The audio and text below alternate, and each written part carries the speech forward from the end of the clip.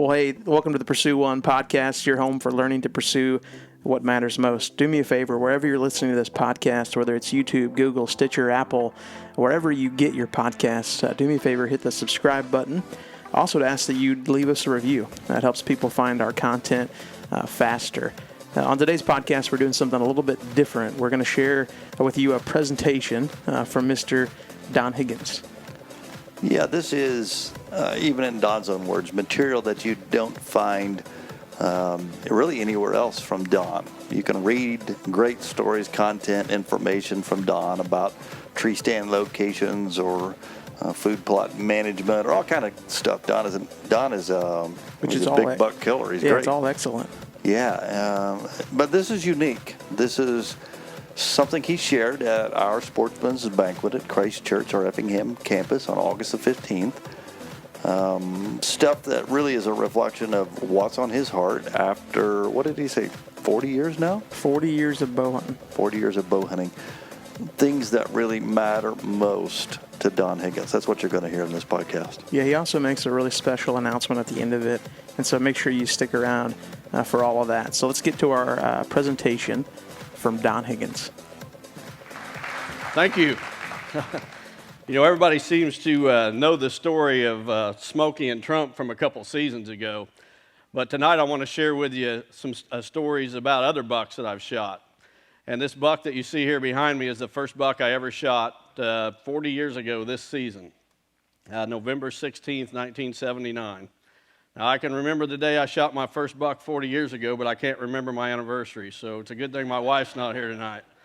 But, anyway, I grew up just west of Mattoon, a little town called Gaze. And I usually don't mention that, but since you're local, you probably know about it. So that's where I grew up, and I was just crazy about the outdoors. It didn't matter if it was hunting, fishing, trapping, whatever.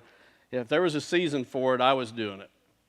But then on this November morning in 1979, and I walked up on this buck, my whole world changed. God lit a passionate fire in my heart for whitetails that just grows hotter with every passing season. And it hasn't slowed yet. But by the time I was in my early 20s, I totally gave up all other outdoor pursuits.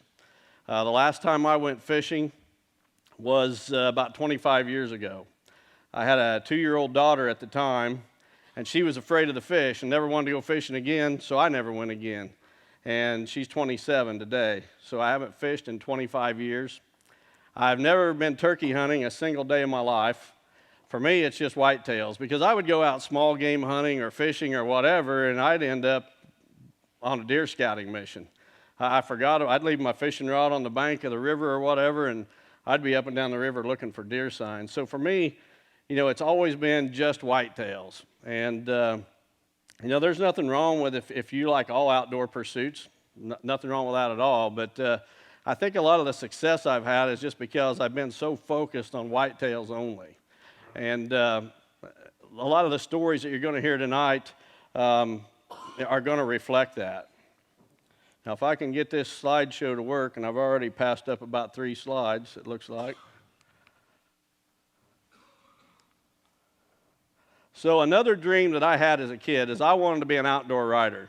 I mean, if you've seen me in high school or even when I got out of high school and got a job, if you've seen me, more than likely I had a hunting magazine rolled up in my back pocket, and I always dreamed of the day when I could be an outdoor writer. And what I really wanted to do, I just wanted to be a good enough hunter where what magazines would consider publishing my articles. Well, in 1996, that dream came true when Gordon Whittington, North American Whitetail, published my first article. And in the years since, I've had articles published in just about every major magazine. And, I think one of the reasons that I've been able to do that, I've had a lot of people tell me that they can tell when they read my articles that they can tell I'm writing from the heart. I say what I believe. I don't sugarcoat things. I don't believe in political correctness. Anybody that knows me very well can tell you that for sure. Thank you, Steve. I know there's a great crowd here when the guy in front of me's got a Make America Great Again hat on. Absolutely. Thank you. Go Trump. Now I'm sidetracked. I got to get back to where I was thinking about. So anyway, I think a lot of my success as an outdoor writer comes from the fact that I write from the heart. And tonight I'm going to speak from the heart. I'm going to share some things you probably have never heard out of me, things I've never shared at a seminar before, never even really wrote about. So tonight I'm speaking from the heart just like I write from the heart. You know, another buck that Smokey and Trump, they were literally life-changing bucks. The doors that opened after I shot those two bucks on back-to-back hunts in 2017 was unreal, and just opened up all kinds of doors for me. But there was another buck that I shot 14 years ago, I believe it was, or 15 years ago this year. This 200-inch buck, 214 to be exact. You know, I'd always had a dream of shooting a world-class buck, but I wanted to do it a certain way. I didn't want to do it on a deer drive where the deer's running by with his tongue hanging out or something like that. I wanted to just be sitting in my stand and have that buck come by doing what big bucks do when they think nobody's looking, just moving natural. Well, I was blessed that season of 2004 to see this buck 4 times from 4 different tree stands, and finally shot him on the 4th time. Well, you know, a lot of people were happy for me, friends and family, but not everybody was happy for me. Some of you know the story, and I'm going to make it brief because I could talk the rest of the evening just about this one buck and the story behind it. But the next day after shooting this buck, a conservation officer shows up at my house, and he wants to see the deer. And I'm thinking, oh great, somebody's accused me of something illegal, but I knew I did everything right, so I wasn't too worried about it. To make a long story short, the neighbors on the property next to where I shot this buck said that I was trespassing. The CPO ended up confiscating this buck, giving me a ticket for trespassing. It really challenged my faith because I knew I did everything right with that buck. Twice I could have took unethical shots at that deer when I'd seen him previous. One time he was at 30 yards, head on, full alert, and I turned down that shot. The very next day from another stand, he was 20 yards in thick brush, and I turned down that shot. And I did everything not only legal but ethical. And then here I'm accused of wrongdoing, and the buck's taken from me. Well, 34 days later, I end up in court, and the judge instantly gives me the deer back. He said even if I was guilty, the seizure of that deer was illegal. It'd be like giving you a speeding ticket and taking your car from you. So I got my deer back. But what happened through all that is my faith was really tested because, you know, when I was younger, I was just a little bit on the rowdy side, and I seen the inside of a couple of jail cells. Nothing serious, just mischief that a lot of kids get into. And when this deer was taken wrongly from me and I knew who was responsible for it, it was all I could do just to hold back and not enact my own revenge. But, you know, I held strong to my faith, and I thought, you know, I did everything right to this point. I'm just going to leave it in God's hands. Lo and behold, I go into the courtroom the first day, and I walk out 15 minutes later and going to get my deer.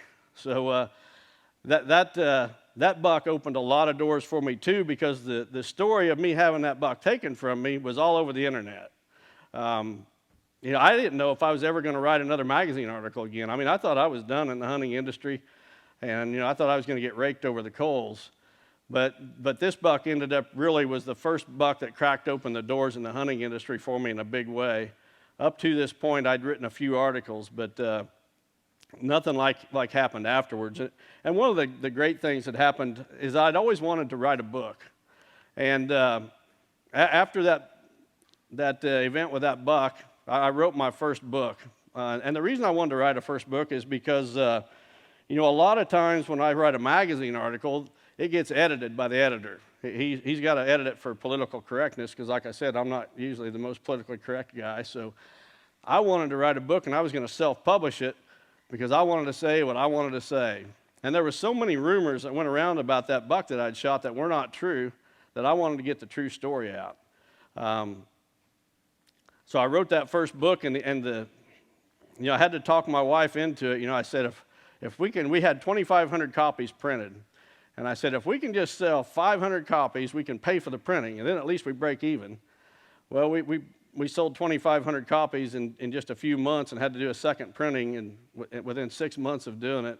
And a lot of that is thanks to you guys, so I really appreciate the support that the local deer hunting community has given me over the years. But, this scripture that's up on the screen right now is, came to mind after that these guys set out to destroy me because I killed a buck they were after.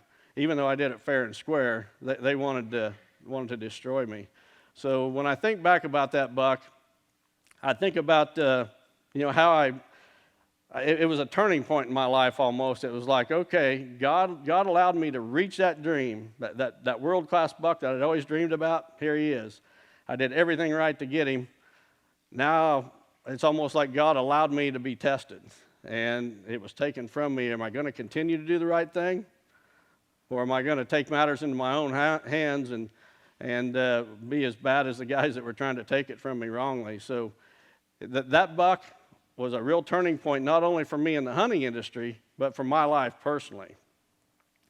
There's a lot of guys here, I'm sure, that have set their sights on one individual buck and targeted that one buck and ended up killing him. And I did that twice with 200-inch bucks and ended up killing them both times. It's a really great feeling when you can match wits with a buck like this, one-on-one with your bow, and get it done. And I was able to do it twice. But ironically, there's something else that I've done twice that means even more to me. There's 2 times when I was contacted by young men. I think both of them were in their 30s. They weren't local guys at all. One of them was from northern Indiana and the other one from northern Illinois. And they contacted me and they told me, and I'd just like met each one in passing once or twice. Didn't have a relationship of any kind with these guys.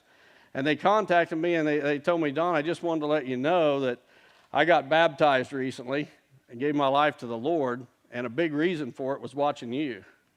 And, that means more to me than these 2 bucks on the wall. And, I've shot more than my share of big bucks. But when you think about it, that's really pretty, in the grand scheme of things, that's really pretty insignificant. After you've shot a big buck, as time goes by, well, first of all, that buck means more to you than it does anybody else in the world. Even your friends and family that are happy for you, it doesn't mean as much to them as it means to you. And then as time goes by, that euphoria or whatever you feel after you shot that buck, it slowly fades. Now, I'm still proud of the bucks I've shot, don't get me wrong. But over time, the importance or the significance of that, it slowly fades. But when you get a young man that calls you and tells you that he just got baptized and a big reason for it was watching you and how you act, and he dreams of being like you, that's life-changing for him, and not only for him but for his family. That can have an impact that lasts for generations. And those two young guys contacting me and telling me their stories, I consider them more of a trophy than I do the bucks on my wall. As I look back on my life, I feel that God has a plan for each and every one of us and a purpose for each and every one of us. And I believe with all my heart that God knew before I took my first breath that I'd be standing right here tonight talking to you. And as I look back over my life, there are certain events that happened, like the buck that got taken from me. And there are certain people that come in my life at a specific time that God had a purpose for me. Now, hunting whitetail deer is a passion of mine. Hunting whitetail deer is a platform of mine. But my purpose is not hunting whitetail deer. I think my purpose is reaching deer hunters, lost deer hunters. And that's why I'm here tonight. I want to share some numbers with you here. It looks almost like a date, 3/17 of 93. March 17th of 93, but it's not a date at all. But it's 3 numbers that are very important to me, because if you think about the typical family, the father, the mother, and the kids, look at these numbers. If a child is the spiritual leader of their home, the odds of that child leading someone to Christ in their family, a single person, is 3%. If the mother is the spiritual leader in the home, the odds of her leading anyone in her family, any one person in her family to Christ is 17%. But if the man is a spiritual leader, the odds are 93%. Someone in his family is going to follow Christ because of him. And I think the issues that we see in our society today all across the country are because of men. It's not because of women. It's because of men that are not upholding their end of the deal. And so I just try to encourage every crowd I speak to for the guys to, and not even just in seminars, but just talking with young people. You know, guys, we need to step up to the plate. The Bible tells us that the man is the spiritual leader of the family. So we need to be doing that. This photo right here, now I talked about purpose earlier. What's your purpose in life? And I believe, you know, I just said that before I took my first breath, I believe God has a plan for me, and that plan is to reach lost deer hunters. And the thing of it is, God has a plan for each and every one of you as well, no doubt about it, and a purpose. But have you discovered what that purpose is? You know, most of us are not going to be on a stage talking to hundreds of other people. Your purpose may simply be raising your kids. And one of the most important things that we're ever going to do on this earth is raising our kids. Those kids are a direct reflection of you. And, you know, I've been in booths at hunting shows and such, and had young kids come up and talk to me. Maybe they recognize me from magazine articles or whatever.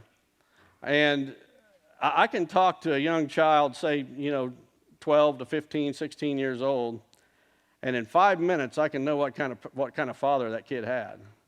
If their dad was one of them, it's brown, it's down, game laws are made to be broken and bent or twisted or whatever, that kid's going to reflect it. And I'm so grateful that my dad wasn't that way. And, you know, a big reason of why I'm here tonight and I'm on this stage is because of my dad. You can see the picture behind me of Smokey with my dad and I, and with Smokey. My dad was there when I shot my first buck.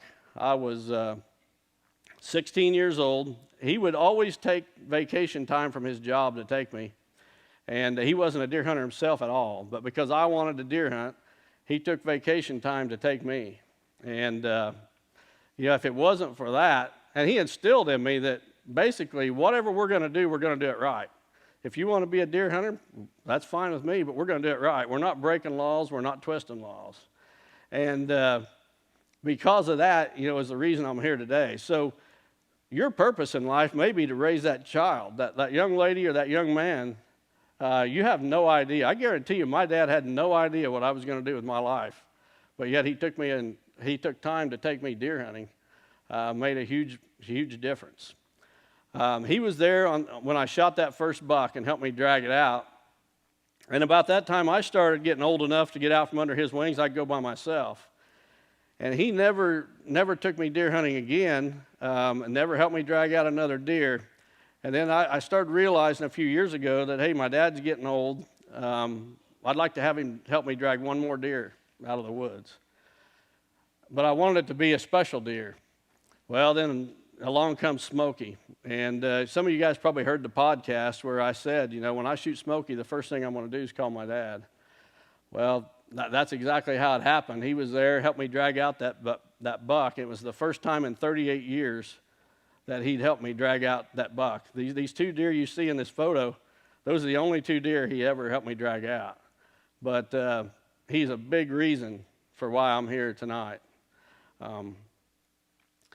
You know, I talk about passion and purpose, and I've shared some things tonight that I typically haven't shared, or I never have shared in other seminars that I've given.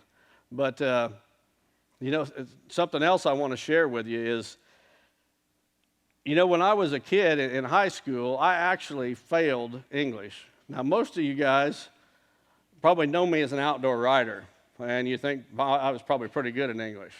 But I actually failed English. Had to retake it my senior year of high school, or I would have never graduated. And then public speaking, a few years ago, I couldn't have stood up here in front of 3 people and talked, let alone 300 or however many's here tonight. So God has done that through me. So my question to you is, if God can take a simple country boy like me, who couldn't even pass English, and use him, what more can he do with you? You know, I've got to believe he can do a whole lot more. So I just encourage you this hunting season, as you're sitting in your tree stand, I just encourage you to think of your purpose. What's your purpose on this life? What God put you here for? Because I guarantee you, he put you here for something. And it doesn't matter how old you are. You could be 80 or 8. He's got a purpose for you. And maybe you've already discovered it. Maybe it's just raising your kids because your kids are one day going to do something great that changes the world. But you've got a purpose on this life. And I encourage you this hunting season. You know, we get a lot of time to sit there in our tree stands and just think as we're waiting on them big bucks to come by. So as you're thinking this season, think about your purpose. And, you know, that's my message that I hope you take from this tonight is, what is your purpose? Back here in the corner, I've got a table with my books and such on it, and I've also got some business cards. And I want to encourage anyone to stop by and get my business card, and if I can ever help you in some way, whether it's through advice, if you got issues that you need prayer for or whatever, call me. Now, like I said, I got a special place in my heart for the local deer hunters who have supported me. So don't hesitate to grab one of them cards. Keep it in your wallet. 6 months from now, I don't care what your issue is. Maybe I can relate to it, maybe I can't, but I guarantee you I can pray for every one of you. So I just hope you'll take that opportunity. That's pretty much what I've got. I do want to make one announcement, though, before I step down. I've got a new podcast that's going to be starting here this fall, and I hope you guys will all tune into it.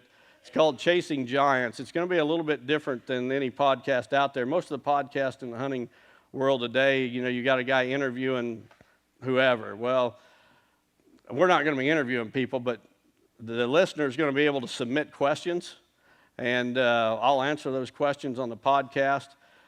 This podcast, the title sponsor is Buy a Farm Real Estate Company, who's got a pretty significant position in this community. They're the title sponsor. We're going to feature a property of the week that they have listed. But I hope you folks will tune into that and listen. I thank you for your time this evening. You've been great. God bless, and make America great again. Thank you. Well, hey, I hope you enjoyed that presentation from Don. I also hope you'll check out his podcast. He's getting ready to launch. I believe it'll be a really good source of information for you.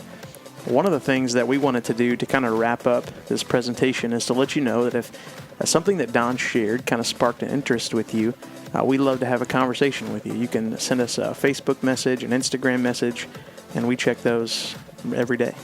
Yeah, at Pursue One Outdoors, we love the outdoors. That's why we do this. But our slogan says, pursue what matters most, and ultimately that's what we're about. So if you got a question, something on your mind from that message from Don Higgins, shoot us a message.